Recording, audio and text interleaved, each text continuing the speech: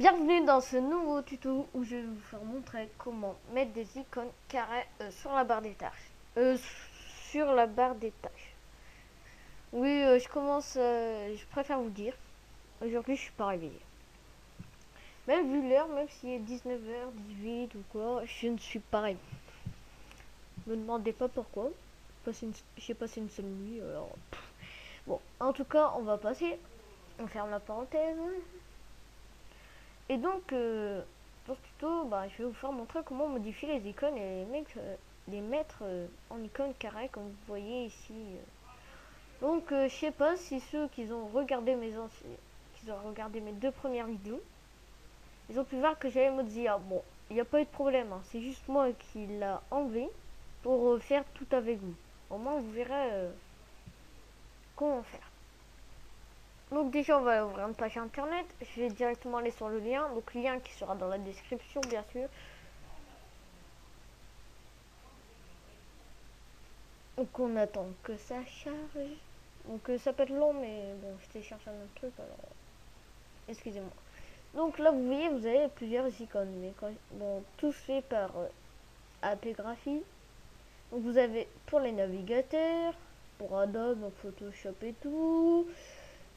Là, je sais pas quoi ils servent ces icônes, mais bon, c'est pas grave. Donc là, le panneau de configuration, ça par contre, je le ferai dans un prochain tuto. Parce que impossible, quand je vous dis impossible, je n'arrivais pas à le foutre là. Mais je crois qu'il faut que ça une petite modif quoi dans Skype, uTorrent icône et uTorrent full icône. Dans la première, si vous l'avez remarqué, il y a les barres grises, donc les petits trucs. Là. Et la deuxième, elle y est pas. Donc vous avez deux pages, donc et tout. Donc je vous laisserai regarder les pages. Donc moi je vais prendre celle-là, Carrefour Browser Web. Donc vous attendez, vous faites Download File, enregistrer le fichier. Donc moi je vais l'enregistrer sur le bureau. Enregistrer. Et voilà. Donc une fois qu'il a été là, donc vous l'ouvrez avec Murare ou un autre logiciel comme Césime. Donc là vous voyez vous avez un fichier ICO, un fichier PNG et bon ça vous sert à rien. Donc vous prenez juste les trucs qu'il y a dans ICO. Donc vous les foutez dans un dossier que vous ne supprimerez jamais. Quand je ne dis jamais, jamais. Le jour où vous supprimez, vous allez redémarrer votre ordi, vous allez voir, vous aurez plus les icônes. Il sera toujours là, vous aurez un jour de fichier blanc, vous pourrez le lancer, vous aurez plus les icônes que vous avez mis avant. C'est pour ça il faut toujours laisser, il va toujours... Par exemple, quand je vais lancer l'ordi ou quoi, il va toujours chercher les icônes et tout dans un fichier. S'il voit qu'il les trouve pas, il va vous faire merder quoi. Donc là, obligatoirement, ça va être un raccourci, car vous ne pouvez pas modifier un logiciel directement. Il faut automatiquement que ce soit raccourci. Vous allez faire propriété, changer d'icône, parcourir. Donc là, vous allez dans le dossier où vous avez mis les icônes. Bon, on voit que j'en ai pas mal. Donc je vais rajouter Adobe et puis je vais vous faire un petit pack que je vous mettrai dans un lien en bitline.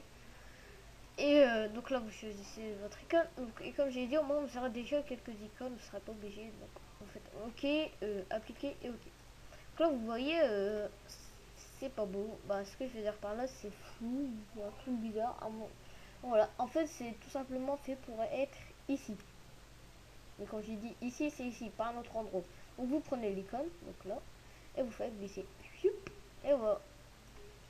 Donc là, vous pouvez vider, vous pouvez supprimer le raccourci. Maintenant, pour modifier l'Explorer, qui lui est un petit peu plus compliqué que les autres. Donc Windows Media Player, c'est un logiciel, hein, vous faites un raccourci pareil. Par contre, l'Explorer, lui, est un peu plus dur. Donc vous allez dans votre disque local, c'est Windows Explorer. Donc vous cherchez votre dossier, votre fichier Explorer. Donc là vous en aurez qu'un. Mais moi c'est parce que j'ai mis maintenant comme ça. Donc dans un prochain tuto je vous montrerai comment faire. Donc vous faites Explorer, envoyer vers bureau, créer un raccourci. Donc là vous enlevez par exemple, vous enlevez ça. Hop. Faites propriété. Donc là vous faites modifier, changer d'icône, parcourir. Et là vous allez chercher vos icônes, votre icône.